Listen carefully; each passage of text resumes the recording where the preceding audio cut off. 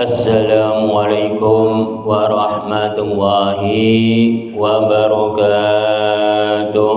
Waalaikumsalam warahmatullahi wabarakatuh. Sekali lagi supaya bersemangat. Assalamualaikum warahmatullahi wabarakatuh. Waalaikumsalam warahmatullahi wabarakatuh. Alhamdulillahi rabbil alamin. Wa bihi nasta'inu ala umurina waddin. Wassalatu wassalamun asrafil minal anbiya'i wal mursalin wa ala alihi wa sahbihi ajmain. Amma ba'du. Para bapak dan para ibu dan para saudara-saudara yang saya hormati, para tokoh-tokoh masyarakat yang saya hormati, para alim ulama yang saya hormati, budi syukur alhamdulillah Allah telah melimpahkan rahmatnya dan hidayahnya kepada kita semua, dikasih kesehatan dan umur panjang sehingga kita bisa berkumpul, bertatap muka atau bermuajahah pada malam hari ini. Marilah kita bersama-sama bersolawat serta salam kepada junjungan Nabi kita Muhammad sallallahu alaihi wasallam. Marilah kita bersama-sama tingkatkan keimanan kita, ketakwaan kita kepada Allah Subhanahu wa ta'ala. Marilah kita bersama-sama pada malam hari ini, malam Rabu. Marilah kita bersama-sama belajar. Karena di dalam pengawasan atau ceramah-ceramah pengajian ini semuanya belajar semua. Kalau mengaji itu maknanya ngaji badan, ngaji rasa, ngaji diri. Umat manusia bisa mengajeni orang lain berarti mengaji. Mengaji itu maknanya bermacam-macam ragam. Mengaji itu bukan membaca kitab-kitab, bukan mendengarkan pengajian-pengajian. Kalau mendengarkan pengajian-pengajian itu hanya sekedar mendengarkan, tapi bukan mengaji. Kalau mengaji itu adanya ing diri kita ini. Siapapun yang bisa mengaji diri, ngaji badan, ngaji rasa, itulah namanya mengaji. Ngaji-ngaji itu ngajeni ing diri orang lain, berarti itu mengaji. Saya kasih contoh yaitu seorang pedagang dan seorang pembeli. Seorang pembeli menghargai, ngajeni orang penjualannya. Lalu yang menjual menghargai orang pembelinya. Itulah namanya ngaji. Ngaji-ngaji itu ngajeni. Pada malam hari ini kita semua ini akan membahas di dalam ngaji badan, ngaji rasa, ngaji diri. Jadi pada malam Rabu ini kitab yang keempat ini akan keluar semua di dalam ceramah-ceramah saya pada malam Rabu ini. Kitab Insan Hamil entar keluar. Kitab Nurjati entar keluar. Kitab Pancerung Urip Sejadin Urip entar keluar. Pada malam hari ini semuanya entar membahas di dalam keempat kitab ini. Pada malam hari ini membahasnya salamun. Salamun ini maknanya sin jabar sa, maknanya ing satuhune. Lam mati Gusti Allah gawe dalan. Mim pasemun maknanya barokah, barokah. Jadi kita semua ini ing satuhune manusia. Ing satuhune manusia ini dikasih barokah-barokah oleh Sang Pencipta. Dikasih sayangi oleh Sang Pencipta. Karena Sang Pencipta ini sifatnya Rahman dan Rahim. Seluruh makhluk itu disayangi semua, dikasih semua. Tidak khususnya umat manusia saja. Seluruh makhluk yang diciptakan oleh Sang Pencipta, semuanya disayangi semua, semuanya dikasih semua. Jadi kita semua ini di dalam sin jabar sa, maknanya ing satuhune. Ing satuhune umat manusia itu harus bisa mengaji badan, ngaji rasa, ngaji diri. Umat manusia hidup di dalam dunia ini, ing satuhune itu tergantung umat manusianya. Bila umat manusianya ingin robah tentang nasibnya di dalam keburukan-keburukan atau di dalam kesengsaraan-kesengsaraan, itu umat manusianya itu harus membuat, harus bergerak di dalam perjalanan-perjalanan hidupnya. Terus berdoa, terus bekerja, terus bersemangat untuk hidupnya. Karena umat manusia itu yang dibutuhkan itu adalah yang pertama kali hidup.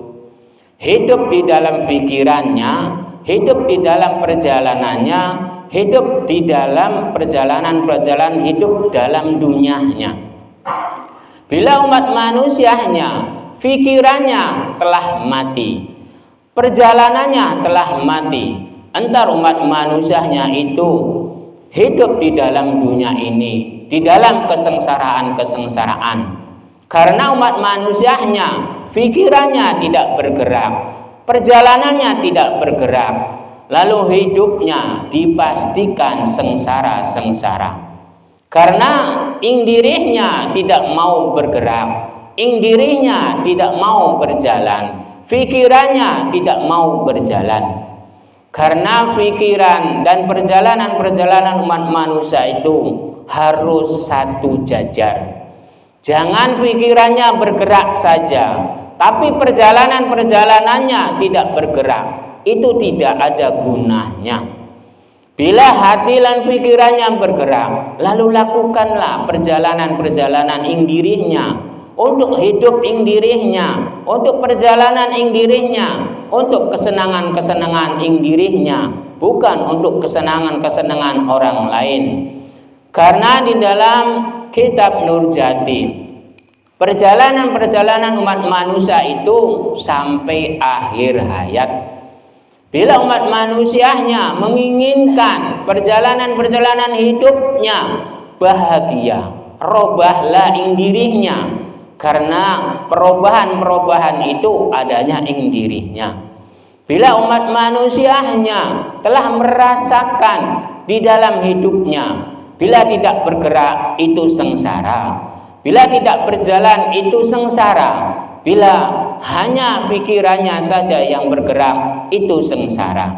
Jadi perjalanan-perjalanan umat manusia itu harus ketiga-tiganya itu harus berjalan. Hati dan pikirannya berjalan dan bergerak. Lalu jasadnya itu berjalan dan bergerak. Lalu keinginan-keinginannya untuk hidup lalu bergerak. Itulah umat manusia bila ingin kehidupan-kehidupannya bahagia, bila ingin kehidupan-kehidupannya sukses. Itu kuncinya tergantung ing dirinya masing-masing, tidak tergantung ing diri orang lain. Itu yang dinamakan ngaji badan, ngaji rasa, ngaji diri. Bila orang tidak bergerak, rasanya bagaimana? Bila orang tidak mengerjakan sesuatu itu bagaimana? Entar yang merasakan itu bukan orang lain, tapi yang merasakan itu dirinya itu sendiri. Itulah yang dibahas pada malam hari ini, ngaji badan, ngaji rasa, ngaji diri. Bila umat manusianya ingin sukses di dalam perjalanan-perjalanannya, karena segala sesuatu itu pasti ada perjalanan-perjalanannya. Karena Gusti Allah telah menciptakan jalan, karena Sang Pencipta telah membuat jalan. Karena lam jaberlah maknanya jalan, lam mati Gusti Allah gawe dalan. Gusti Allah telah menciptakan jalan-jalan, itu tergantung umat manusianya mengambilnya yang mana, apakah yang baik, apakah yang buruk. Itu tergantung umat manusianya. Antara yang merasakan itu umat manusianya, bukan orang lain. Karena segala sesuatu, perjalanan-perjalanan itu yang merasakan itu dirinya, bukan orang lain. Karena di dalam lam mati Gusti Allah gawe dalan kehidupan dan dalan kematian, dalan kesengsaraan dan dalan kebahagiaan. Jadi jalan-jalan itu ada dua macam semua. Bila umat manusianya ingin hidup bahagia, bergeraklah, mencarilah sekuat mungkin. Tapi jangan lupa permohonan-permohonan terhadap Sang Pencipta. Karena di dalam kapaseku maknanya ujung umat manusianya itu permohonan-permohonan yang paling terakhir itu memintanya terhadap Sang Pencipta. Sepintar apapun, setinggi apapun, bila tidak permohonan-permohonan terhadap Sang Pencipta atau Gustine atau Tuhannya atau Allah, entar umat manusianya itu hampa. Karena permohonan-permohonan yang paling ujung itu terhadap Sang Pencipta. Karena di dalam kitab Nurjati, kapaseku maknanya ujung umat manusianya itu permohonan-permohonannya itu terhadap Sang Pencipta, tidak ada yang lain. Bila umat manusia ingin mendapatkan barokah-barokah di dalam perjalanan-perjalanan hidupnya, umat manusianya itu harus permohonan-permohonannya bergerak, berjalan, bermohon terhadap Sang Pencipta. Walaupun saya ini memiliki keahlian-keahlian seperti berdagang, seperti bekerja, seperti menjadi kuli-kuli bangunan atau kuli-kuli pembuat kerajinan, itu harus ada doa-doanya, itu harus ada permohonan-permohonannya. Bila umat manusia hanya bekerja, hanya bergerak, tapi tidak ada permohonan-permohonan terhadap Sang Pencipta, entar umat manusianya itu hampa di dalam permohonan-permohonannya. Karena umat manusianya itu diharuskan permohonan-permohonannya itu di dalam Sang Pencipta, tidak ada yang lain. Itu di dalam kitab Nurjati. Lalu dilanjutkan di dalam kitab Insan Hamil.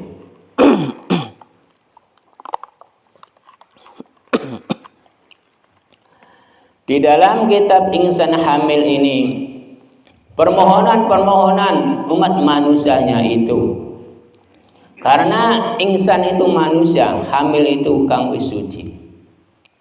Jadi kita semua ini permohonan-permohonannya itu harus di dalam keadaan-keadaan kesucian-kesucian.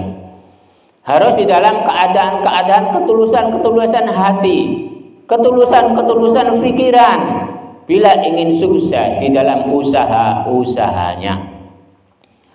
Di dalam kitab Nurjati, semua umat manusia itu harus bergerak, harus berjalan. Di dalam kitab Insan Hamil, umat manusianya itu harus permohonan-permohonannya itu harus di dalam kesucian-kesucian perjalanannya. Kesucian-kesucian perjalanannya itu, permohonan-permohonan terhadap Sang Pencipta itu dengan setulus hati, jangan terpaksa, jangan memaksakan. Karena segala sesuatu umat manusianya itu permohonan-permohonannya, bila tumbuh dari ing dirinya, bila tumbuh dari hatinya, bila tumbuh dari pikirannya, entar ketulusan-ketulusan hati, kesucian-kesucian hati, permohonan-permohonan terhadap Sang Pencipta itu entar menyentuh, entar permohonan-permohonannya itu insya Allah cepat dikabulkan. Karena segala sesuatu permohonan-permohonan itu ada yang cepat, ada yang lama. Itu kuncinya adanya di ketulusan-ketulusan hati, keikhlasan-keikhlasan hati, permohonan-permohonannya terhadap Sang Pencipta. Kita semua ini hidup di dalam lingkungan lingkaran wujud. Kita semua ini tadinya tidak ada, lalu diadakan. Pertama kali umat manusianya itu adanya di dalam lingkungan lingkaran wujud alam rahim. Itu yang dinamakan kitab Pancerung Urip. Kitab Pancerung Urip ini umat manusia di dalam alam rahim itu hidup. Itu tergantung umat manusianya. Si jabang bayi di dalam lingkungan lingkaran wujud itu baik semua, mulia semua, bagus semua, tidak ada yang buruk. Bila ada orang yang menyatakan bahwa umat manusia lalu hamil di dalam luar nikah, lalu dinyatakan anak janda, berarti umat manusianya itu salah menafsirkan.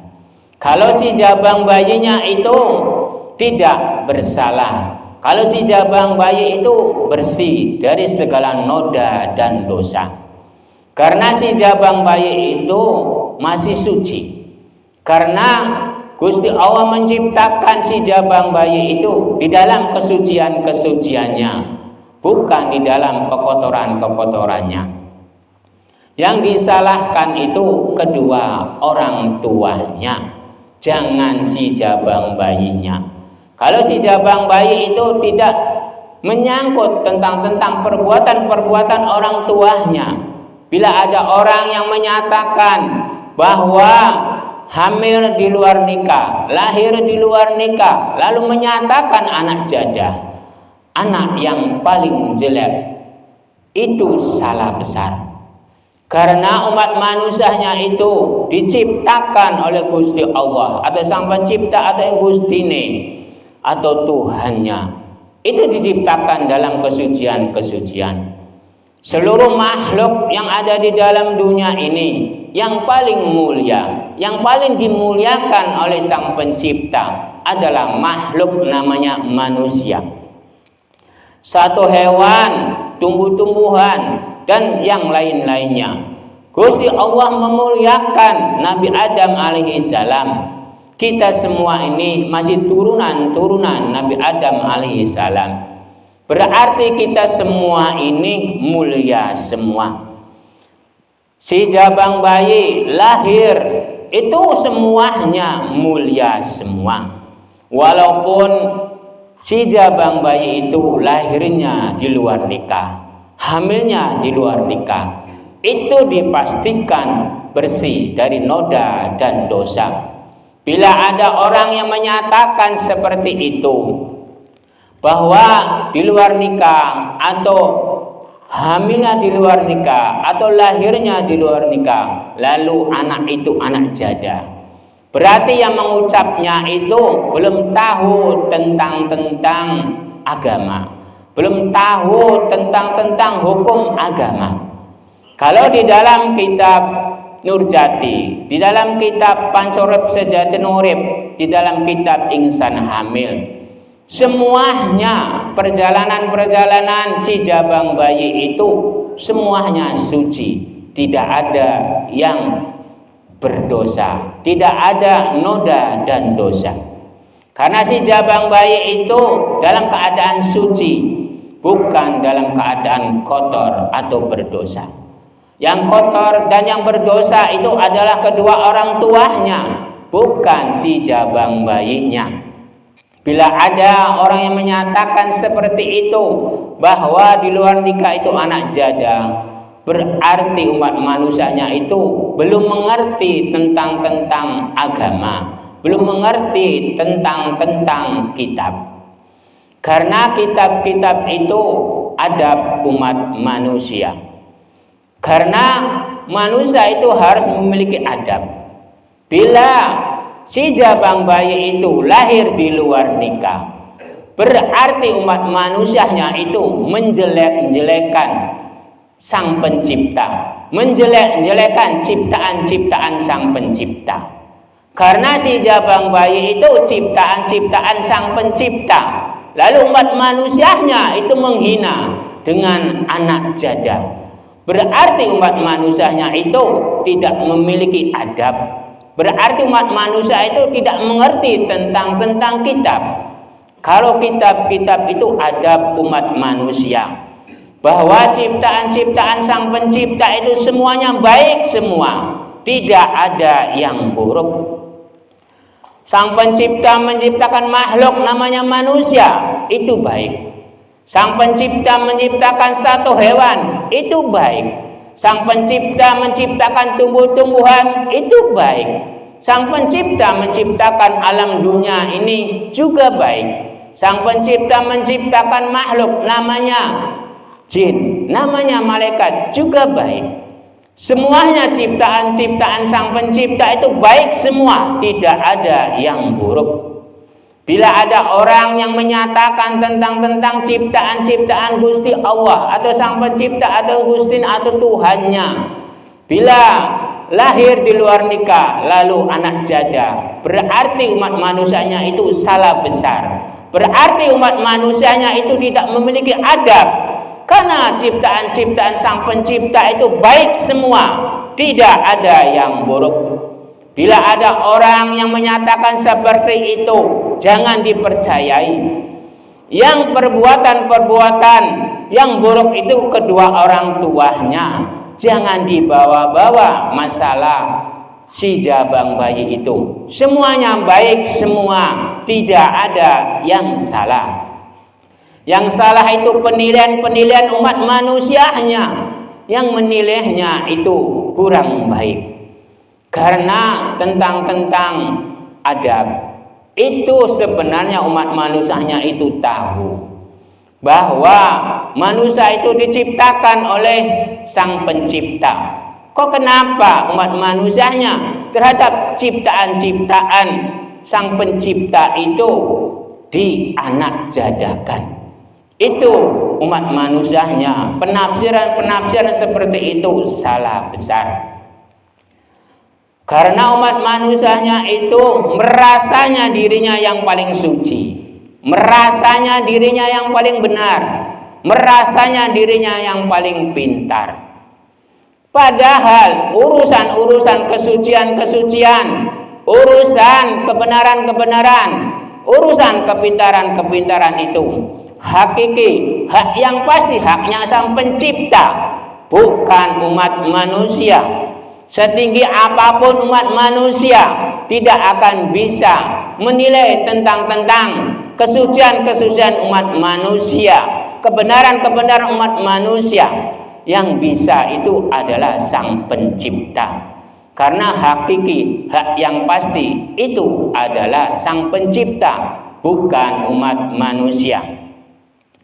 Bila umat manusia hanya merasa dirinya yang paling pintar, kebanyakan umat manusianya itu kadang pintar, kadang tidak. Bila kadang pintar, kadang tidak, apakah dinyatakan pintar para jamaah? Bila umat manusianya di dalam perjalanannya, di dalam kesuciannya, tapi umat manusianya itu perjalanannya ada dua. Kadang perjalanan kesucian, kadang perjalanannya di dalam keburukan atau kesalahan. Bila jalannya seperti itu, apakah dinyatakan suci para jamaah?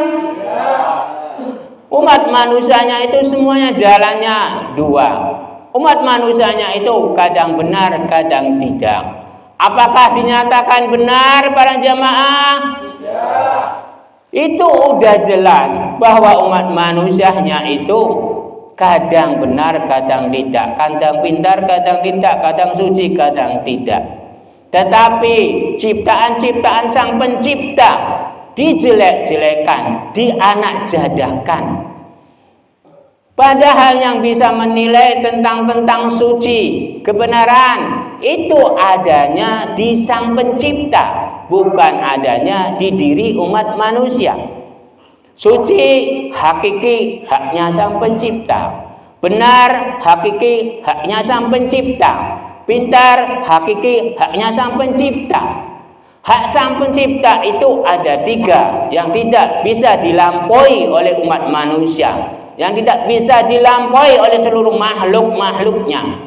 Karena yang paling pintar itu Sang Pencipta, yang paling benar adalah Sang Pencipta, yang paling suci itu adalah Sang Pencipta, tidak ada yang lain.